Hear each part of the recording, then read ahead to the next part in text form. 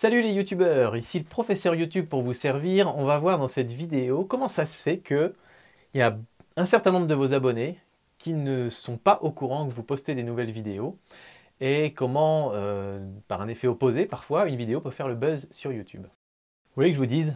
En fait, c'est parce que YouTube ne vous aime pas. La grande machinerie YouTube n'aime pas votre chaîne et veut vous censurer et du coup ne montre pas votre vidéo à tous vos abonnés. C'est injuste quand même, c'est moche. Non, c'est pas pour ça. Ça arrive à toutes les chaînes. Toutes les chaînes, et je ne pense pas qu'il y ait une chaîne dans le monde où tous les abonnés voient les nouvelles vidéos qui sortent. Et en fait, il y a plusieurs explications à ça, mais ça remonte d'abord essentiellement à l'apparition de l'appli YouTube sur smartphone, qui fait qu'on peut avoir des notifications qui arrivent directement sur notre téléphone à chaque fois qu'il y a une nouvelle vidéo. Qu'est-ce qui compte le plus pour l'appli YouTube? Et pour YouTube en général, vu que maintenant la majorité des personnes utilisent YouTube sur leur smartphone, ce qui compte le plus, c'est que les gens continuent à aller sur l'appli YouTube. Et donc pour ce faire, c'est toujours intéressant qu'ils reçoivent des notifications. Le problème, c'est que s'ils reçoivent beaucoup de notifications tout le temps de chaînes qui ne les intéressent pas, ils vont arrêter d'un seul coup toutes les notifications YouTube. Et donc du coup, YouTube ne sera pas content. Et le truc, c'est qu'on est tous abonnés à plein de chaînes et il y a un certain nombre de chaînes pour lesquelles on ne va pas voir toutes les vidéos. Et donc, si on avait des notifications sur un ordinateur, c'est pas grave. Si on va voir notre liste d'abonnements, on scrolle, on sélectionne, on va voir la vidéo qui nous plaît. Mais quand on est sur l'appli, qu'on a les notifications activées, si on a des notifications toute la journée, on va vite désactiver tout ça et ça va aller aussi à l'encontre du coup de la petite chaîne qu'on adore et pour laquelle on a envie de voir toutes les vidéos. Ben, cette pauvre chaîne, elle sera désavantagée. Donc c'est à ce moment-là que YouTube a commencé à intégrer la petite cloche. Et donc, je vais vous expliquer un petit peu comment ça marche. J'ai perdu le crayon, mais c'est pas grave. Alors, c'est parti. On a le tableau. Comme ça, vous allez vite comprendre. On a ici, ça c'est tout YouTube. C'est les 2-3 milliards de personnes qui vont sur YouTube, d'accord? Vous avez votre chaîne ici. Hop, c'est pas proportionnel, hein. Imaginons que vous avez une chaîne avec 30 000 abonnés, d'accord?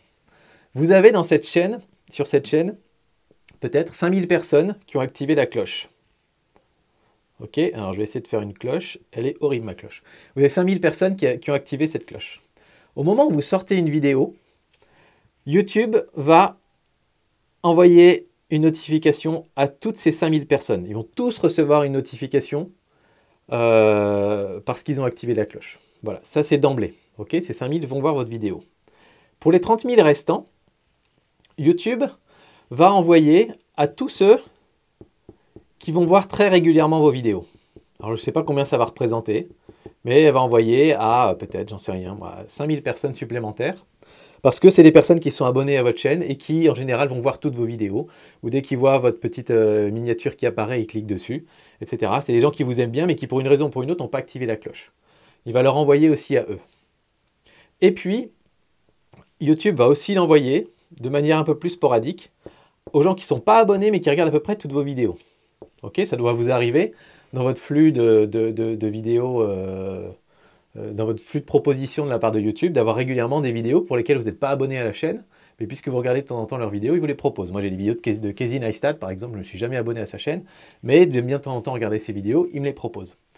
Donc voilà, ici vous allez en avoir quelques-uns. Et donc ce que va faire YouTube, c'est sur tout ce qu'il a envoyé là, il va regarder comment les personnes répondent.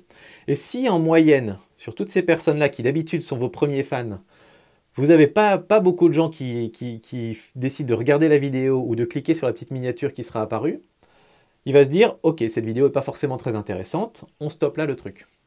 Si par contre, vous avez plus de personnes que la moyenne qui vont commencer à cliquer dessus, YouTube va se dire « D'accord, du coup, c'est une vidéo qui performe bien, je vais l'envoyer à plus de personnes qui sont abonnées ». Et du coup, vous allez avoir des gens qui sont abonnés à votre chaîne, qui n'ont peut-être pas eu une suggestion de voir votre vidéo au moment où elle est sortie, mais qui vont peut-être la recevoir 12 heures, 24 heures, 36 heures après. Toujours avec le petit onglet nouveau. Tout ça, ça se passe au moment où vous avez le petit nouveau en dessous de la vidéo. Et YouTube va commencer à le proposer aussi à d'autres personnes. Ok? Et donc ensuite, elle va regarder, ce que va faire YouTube, c'est qu'il va regarder, tiens, sur ces abonnés-là qui étaient un petit peu moyennement actifs, si tout le monde commence à regarder et à aimer cette vidéo, ok, ben on va commencer à la proposer quasiment à tout le monde, à tous les abonnés. Ok? Et de la même manière, sur ceux qui ne sont pas abonnés à votre chaîne ici, s'il commence à voir que ça marche bien, il va se dire, ok, alors on va commencer à envoyer cette vidéo maintenant à tous les gens qui sont intéressés par le même type de vidéo. Par exemple, typiquement, j'ai une chaîne photo, je vais commencer à l'envoyer à d'autres gens qui sont abonnés à des chaînes photo, par exemple, mais qui d'habitude ne regardent pas les vidéos de mon petit réflexe.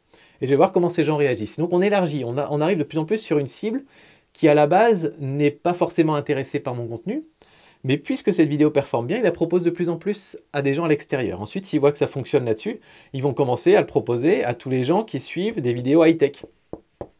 Ok? Et puis ensuite, ils proposent à tout le monde. Et à chaque fois, YouTube réévalue. Tiens, les gens qui regardent la high-tech apprécient cette vidéo. On va le proposer à un public plus large. Mais par contre, tiens, c'est peut-être les gens qui adorent le contenu photo vont adorer la vidéo. Donc, il va proposer à plein de gens ici. Et dès qu'il passe à la high-tech, on voit que les gens, ça ne les intéresse plus. Et donc, du coup, il va s'arrêter là, il va arrêter d'élargir le truc. C'est pour ça aussi que les vidéos qui buzzent énormément sont en général des vidéos qui sont qui fonctionnent bien, évidemment, mais qui sont aussi des vidéos qui sont pour tout public. Si vous êtes sur une niche très très précise, il y a un moment où cette diffusion-là va être contre un mur, si vous voulez. Moi, ce mur, je l'estime à peu près dans la partie photo. On est à un mur aux alentours des 30 000, 40 000 vues à peu près, quelque chose comme ça, quand on parle purement photo. Au-delà, quand YouTube montre à d'autres gens au-delà de ce petit cercle-là, en général, à part quelques vidéos très spécifiques, ça ne marche pas. Mais si vous faites des vidéos très très généralistes, ça peut toucher beaucoup beaucoup plus de monde et c'est comme ça que des vidéos peuvent commencer à buzzer. C'est aussi pour ça que dans l'onglet Tendances, on va retrouver très souvent des vidéos qui s'adressent à tout public, qui s'adressent à tout le monde, qui ne va pas s'adresser uniquement aux gens qui aiment les petites voitures radiocommandées par exemple. Et c'est aussi pour ça que le créateur en tendance, c'est ce petit truc que YouTube fait maintenant, il met en avant un créateur qui est en train de monter en fait, qui a une petite chaîne mais qui est en train de monter. Et en général, c'est quand même un créateur qui fait un contenu qui est assez populaire, qui a une cible assez large. Voilà. Donc comme ça, vous comprenez un petit peu, si on revient un petit peu sur notre point de départ, pourquoi quand vous avez 30 000 abonnés, vous n'avez pas 30 000 personnes qui sont notifiées au moment où vous sortez votre vidéo. Vous avez ceux qui ont mis la cloche et vous avez un certain nombre de personnes qui consomment régulièrement vos vidéos sans avoir mis la cloche. Et ensuite, YouTube réévalue, parce que ça leur fait beaucoup de données, du coup, ils évaluent ces données-là, ils voient le watch time que les gens vont passer sur cette vidéo, est-ce qu'ils vont regarder d'autres vidéos derrière, etc. Est-ce que quand je le suggère à côté de 10 autres vidéos, il va cliquer en premier sur cette vidéo-là ou il va attendre d'avoir regardé 3-4 autres vidéos avant? Tout ça, ça compte. Et ensuite, l'algorithme décide, on le montre à plus de monde ou pas. Voilà, donc voilà un peu pourquoi, et c'est très discutable et ça gêne beaucoup de créateurs, mais pourquoi YouTube ne propose pas votre vidéo à tous vos abonnés, ce qui est un petit peu aberrant parce qu'on peut imaginer quand même que les gens se sont abonnés pour voir les vidéos. Mais je pense qu'avec l'histoire de l'appli, vous comprenez un petit peu quels sont les enjeux du côté de YouTube et vous comprenez aussi pourquoi ça peut nous être même à nous préjudiciable que les gens enlèvent de but en blanc toutes les notifications sur leur appli YouTube. Voilà, j'espère que vous avez compris un petit peu là où je voulais en venir. Le tableau était censé expliquer un petit peu mieux, j'espère que vous voyez bien les petits points dessus. Mais en tout cas, c'était intéressant pour moi d'avoir un petit support. Dites-moi ce que vous en pensez. Je sens qu'il y aura un petit peu de débat quand même dans la description, parce qu'effectivement, c'est difficile pour nous en tant que créateurs d'avoir un certain nombre de personnes qui se sont abonnées, qui ont dit « je veux voir des vidéos de cette personne », et de devoir maintenant leur dire « vous êtes abonné, mais en fait, ça compte plus, maintenant il faut en plus mettre la cloche ». Voilà, c'est pas évident, mais c'est comme ça. C'est comme ça que ça marche. Moi, je comprends la position de YouTube, même si ça m'énerve en tant que créateur et YouTubeur. Voilà. Allez, à très bientôt. J'ai hâte de lire vos commentaires. Ciao. Et mettez la cloche, hein, du coup. Mettez bien la cloche.